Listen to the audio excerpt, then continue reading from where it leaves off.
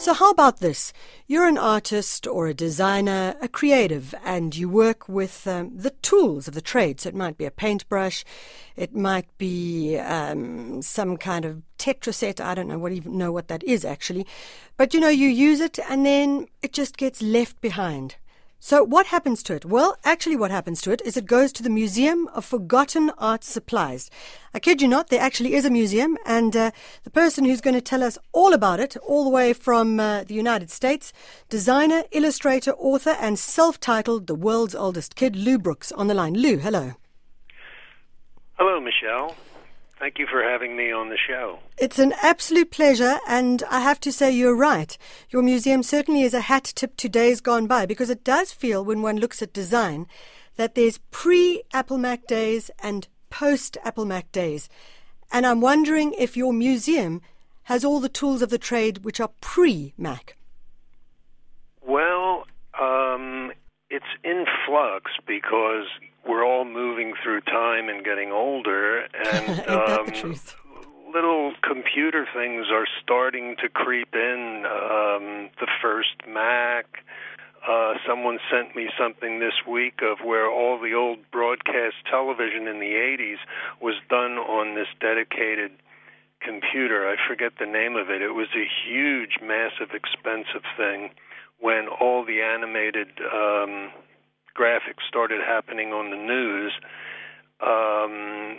Suddenly someone feels that should be in the Museum of Forgotten Art Supplies. I do try to sort of draw the line at the more tactile, pre-computer stuff. So what led you to create a Museum of Forgotten Art Supplies?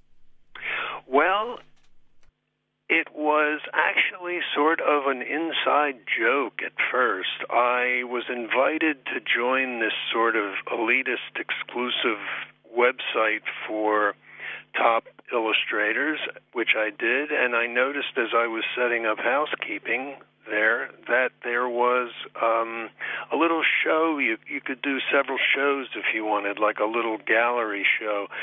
And somehow I just thought of old art supplies that I don't use anymore because I've got drawers of them here. Artists never can throw anything away.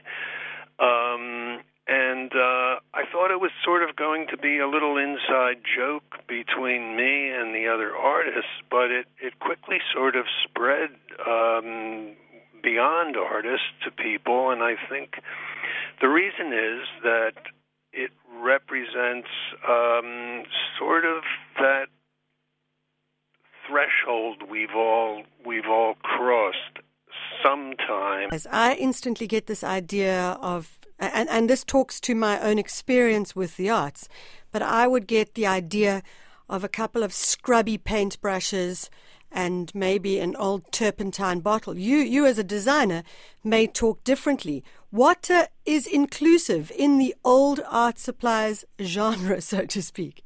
Well, the museum applies more to, rather than fine arts, it applies more to applied graphic arts and commercial art, because prior to the computer, which we all take for granted now, every page of every magazine, every advertisement, anything that was to be reproduced in any way would have to be done meticulously by hand, put together, and then photographed and engraved onto a printing plate, and then printed onto paper, where we've eliminated all those steps and thereby eliminated most of the tools. Although I do get emails all the time saying, "You bum, I still use that thing." But if they take it too seriously, they're missing the fun of the museum, because I've gone back to a more tactile way of working myself, simply because there are so many people that can easily do art on the computer now.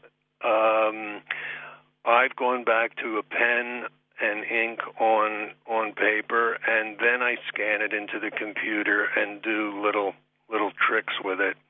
So it's constantly evolving, just like it is in other mediums, such as music,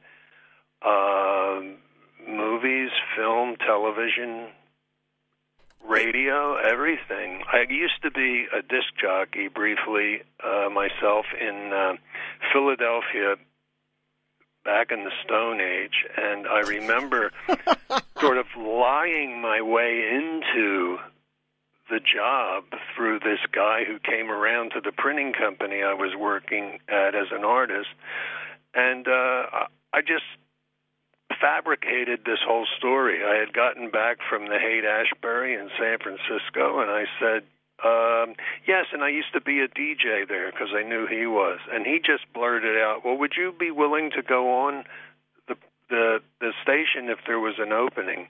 I said, sure. Well, he called me 3 days later. You're going on Saturday. I'm like, okay. And when I got there was this enormous sort of handmade-looking board that I knew nothing about. Luckily, someone there sort of pushed the buttons for me, and I got started. And I lasted longer than I thought I would. Well, I'll tell you. Anyway, yes, it seems to have affected us all in every way. I don't know if it's going to mean there's a good end to it all at the rate we're going. Lou, do you have any favorites in your Museum of Forgotten Art Supplies?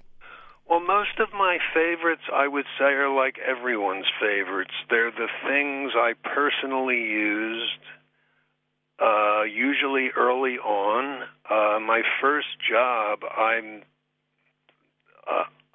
a pretty ignorant so-and-so. I never was formally educated. I'm completely self-taught. And I went from driving and parking trucks at a steel mill in Pennsylvania to suddenly working on the night shift through dumb luck at a large Philadelphia newspaper in the advertising department. And